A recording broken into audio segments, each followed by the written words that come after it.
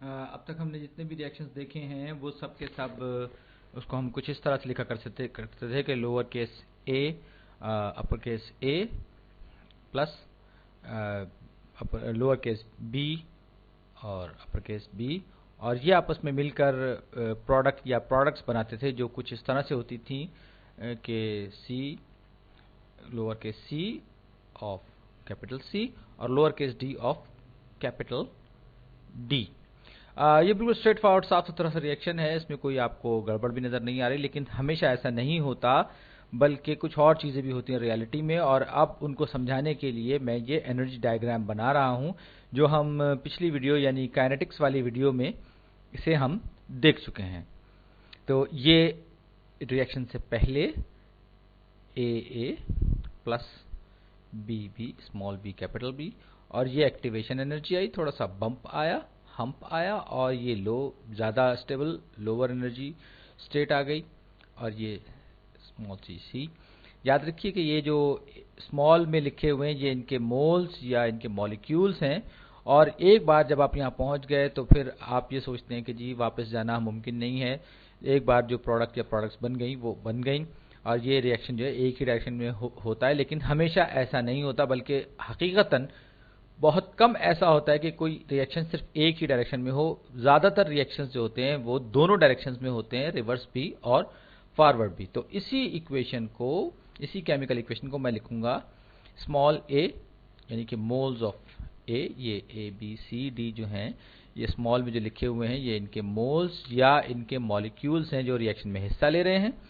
तो small A of ए और small B capital B, और ये प्रोडक्ट्स जो बनेंगी, फाइनल प्रोडक्ट्स बनेंगी वो स्मॉल सी कैपिटल सी और स्मॉल डी कैपिटल डी। और ये जो रिएक्शन है जैसे कि मैंने कहा दोनों डायरेक्शंस में होगा, तो ये फॉरवर्ड भी जाएगा इस तरह से और ये बैकवर्ड भी जाएगा, तो ये डबल एरो आ जाएगा जो इस बात को जाहिर कर रहा होगा कि ये जो रिएक्शन है ये दोनों डायरेक्शन में हो रहा है, यानी आपको प्रोडक्ट्स भी मिलेंगे और रिएक्टेंट्स भी मिलेंगे, यानी कि प्रोडक्ट्स मिलकर रिएक्टेंट्स मिलकर प्रोडक्ट बनाएंगे और प्रोडक्ट्स ब्रेकअप होकर या किसी और तरह से रिएक्शन करके वापस इसमें जाएंगे। और ये चीज़ जब आपके पास ये रिएक्शन बिल्कुल बराबर हो जाए फॉरवर्ड और रिवर्स डायरेक्शन में, इसको हम कहते हैं इक्विलिब्रियम स्टेट। तो अब मैं इसी डायग्राम को एक बार फिर बना रहा हूं ताकि आपको ज़्यादा आसानी हो जाए इन एनर्जी स्टेट्स को या इस इक्विलिब्रियम कंडीशन को समझने में। तो और मैं थोड़ा सा आपके साथ अपने ख्यालात भी शेयर करूंगा। तो ये मेरे पास कंडीशन है, ये रिएक्शन से पहले की, ये मेरे पास रिएक्टेंट्स हैं और ये थोड़ी सी कम इनकी एनर्जी है प्रोडक्ट्स की। तो ये मेरे पास हुए ये आया A और ये B और ये C और ये D। तो आप ये देखिए कि इनके लिए ये इस एक्टिवेशन एनर्जी का जो हम्प या बम्प जो आया हुआ है इसको क्रॉस करके वापस जाना और रिएक्टेंट्स में ब्रेकअप होना भी आसान, निस्बतन आसान है। लिहाजा ये रिएक्शन जो है ये दोनों डायरेक्शंस में हो सकता है, और जब फॉरवर्ड और बैकवर्ड रिएक्शन बराबर हो जाएं तो हम इसको कहते हैं, रेट ऑफ रिएक्शन बराबर हो जाएं तो हम कहते हैं कि ये जो रिएक्शन है ये इक्विलिब्रियम स्टेट में है। और ये सारी की सारी जो, अगर आप ये समझ लें कि कंसंट्रेशंस बराबर होंगी तो इसका मतलब बिल्कुल ये नहीं है, ये बात भी जहन में रखिएगा। ज़रूरी नहीं है कि जब कोई इक्विलिब्रियम रिएक्शन हो या कि रिएक्शन इक्विलिब्रियम में हो तो उनके फॉरवर्ड और बैकवर्ड डायरेक्शन में इनका रेट तो बराबर होगा, लेकिन इसका मतलब हरगिज ये नहीं होगा कि प्रोडक्ट्स और रिएक्टेंट्स की जो क्वांटिटीज हैं वो आपको बराबर मिले। हो सकता है कि आपके पास रिएक्टेंट्स कम बचें और प्रोडक्ट्स आपके पास ज़्यादा बने, फर्ज कीजिए 25:75 का रेशो आपको मिले, लेकिन ये कंसंट्रेशंस जो हैं ये इनकी अपनी अपनी जगह पर कांस्टेंट हो जाएंगे, या यूं कहेंगे कि फॉरवर्ड रेट ऑफ रिएक्शन और बैकवर्ड रेट ऑफ रिएक्शन बराबर होगा। अब मैं हेबर प्रोसेस की एग्जांपल लेने जा रहा हूं जिसमें कि अमोनिया बनती है। इसमें ये नाइट्रोजन गैस फॉर्म में है और ये 3 हाइड्रोजन मॉलिक्यूल्स हैं और ये आपस में रिएक्शन करते हैं और इसकी ये 2 वे रिएक्शन है। तो इसके नतीजे में हमारे पास अमोनिया गैस के 2 मॉलिक्यूल्स बनते हैं और इस पर तफसील से मैं हेबर प्रोसेस पे अगली किसी और वीडियो में बात करूंगा।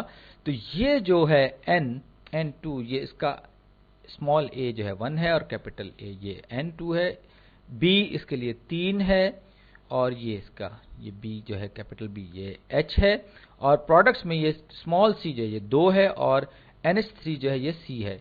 तो आप आसानी से रियलाइज कर सकते हैं और इसको रिलेट कर सकते हैं आपस में कि ये जो दोनों इक्वेशंस हैं, ये A B C D वाली जो इक्वेशन है, ये कोई एब्स्ट्रैक्ट किस्म की चीज़ नहीं है, बल्कि ये एक रियलिटी को डिपिक्ट करने वाली बात है जनरलाइज फॉर्म में।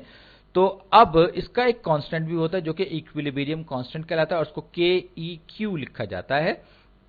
तो इसको इक्विलिब्रियम कांस्टेंट को हम कैसे डिफाइन करते हैं? इसे हम डिफाइन करते हैं, आप इसमें लेते हैं प्रोडक्ट्स की कंसंट्रेशन और रिएक्टेंट्स की कंसंट्रेशन, और इसे हम कुछ इस तरह से लिखते हैं, ये मैंने ब्रैकेट लिया और इसमें लिखा C और फिर D, ये मेरे प्रोडक्ट्स हैं और ये इनकी कंसंट्रेशन है या इनकी मोलर कंसंट्रेशन है, यानी कि वो मॉलिक्यूल्स जो एक रिएक्शन में हिस्सा ले रहे हैं।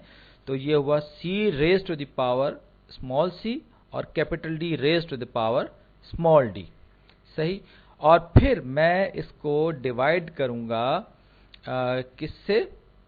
इनसे जो रिएक्टेंट्स हैं, और ये जो है इसकी जो D जो कैपिटल लिखा हुआ है, C जो कैपिटल लिखा है, जिससे मुराद मेरी है मोलैरिटी यानी मोल्स पर लीटर। आपको याद होगा हमने पिछली सॉल्यूशंस वाली वीडियोस में ये चीज़ की थी और उसमें मोलैरिटी और मोलैलिटी का फ़र्क समझाया था कि मोल्स पर लीटर, अगरचे मुझे ये मोलैरिटी मोल्स पर लीटर होती है और मुझे ज़ाती तौर पर ये पसंद नहीं, लेकिन यहाँ पर ठीक है, ये चलेगा, क्योंकि इसमें जो कांस्टेंट है ये हर टेम्परेचर के लिए अलग अलग होता है, हर कंडीशन के लिए अलग अलग होता है। तो लिहाजा यहाँ पर मुझे इससे कोई इतना ज़्यादा शिकायत नहीं है, कोई इशू नहीं है मेरा। तो C raise to the power C, D raise to the power D, और उसके बाद जब मैं इसको डिवाइड करने जाऊंगा तो मैं इसको डिवाइड करूंगा तो मैं इसको करूंगा रिएक्टेंट से, सही। यानी यहाँ मेरे पास रिएक्टेंट A है, इसको मैंने रेज किया स्मॉल a पे, और B ये एक और रिएक्टेंट है, इसको मैंने स्मॉल b पे रेज किया, यानी कि, और ये बात याद रखिए कि सब में ये हम मोलैरिटी की बात कर रहे हैं। तो अब आप गौर कीजिए कि यहाँ पर ये जो KEQ है ये किसी खास टेम्परेचर के लिए है, यानी जब टेम्परेचर चेंज होगा तो KEQ भी चेंज हो जाएगा और ये जो कंसंट्रेशंस हैं ये इस रिएक्शन की डायरेक्शन पर असरअंदाज भी होंगी, इक्विलिब्रियम कंडीशंस पर भी असरअंदाज होंगी। तो ये तो सिर्फ चीज़ें हैं, ये मैं आपको समझाने की वाज़ेह तौर पर कोशिश कर रहा हूँ। तो अब हम और आगे बढ़ते हैं, अब हम हेबर रिएक्शन पे वापस आते हैं। तो इसमें KEQ क्या होगा? इसमें मेरे पास 2 रिएक्टेंट्स हैं और एक प्रोडक्ट है, और हम फर्ज कर लेते हैं कि 25 डिग्री सेंटीग्रेड का टेम्परेचर हमारे पास है, जिस पर कि मैं ये कांस्टेंट ले रहा हूं और ये आपस में रिएक्शन कर रहे हैं। तो यहां पर मेरे पास प्रोडक्ट है NH3, जिसके कि 2 मोल्स या 2 मॉलिक्यूल्स बन रहे हैं प्रोडक्ट के तौर पे। तो इसको मैं रेज करूंगा पावर 2 पे, और अब मैं इसको डिवाइड करूंगा किससे? 2 मेरे पास रिएक्टेंट्स हैं, एक नाइट्रोजन N2, क्योंकि ये एक ही मॉलिक्यूल इस्तेमाल हो रहा है लिहाजा ये एक पर ही रेज होगा, इसको लिखने की भी जरूरत नहीं है। सॉरी, मैं इसको प्लस कर रहा हूं, इसको मल्टीप्लाई करना है। ये H2 के मेरे पास 3 मॉलिक्यूल्स हैं, तो ये 3। तो अब आप मुलाहिजा कीजिए कि यहाँ मेरे पास जो कंसंट्रेशन होगी वो इस बात का फैसला करेगी कि ये रिएक्शन की डायरेक्शन किस तरह की होगी, किस डायरेक्शन में जाएगा, ज़्यादा होगा।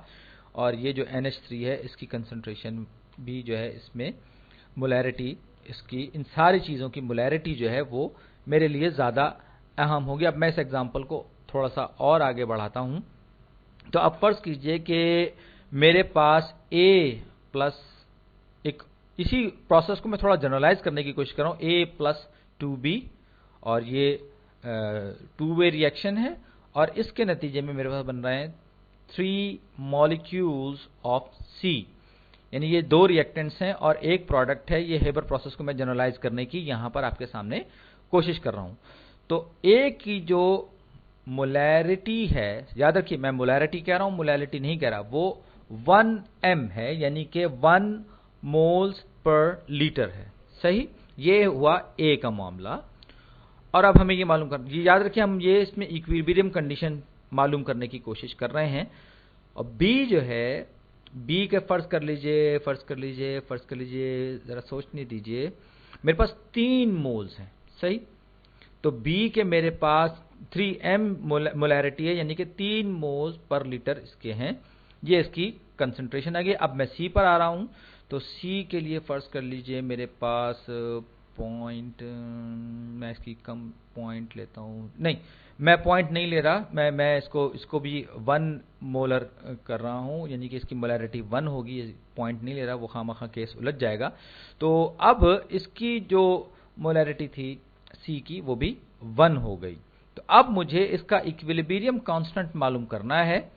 इसको मालूम करने के लिए KEQ इस पर्टिकुलर रिएक्शन के लिए A + 2B is converted into 3C।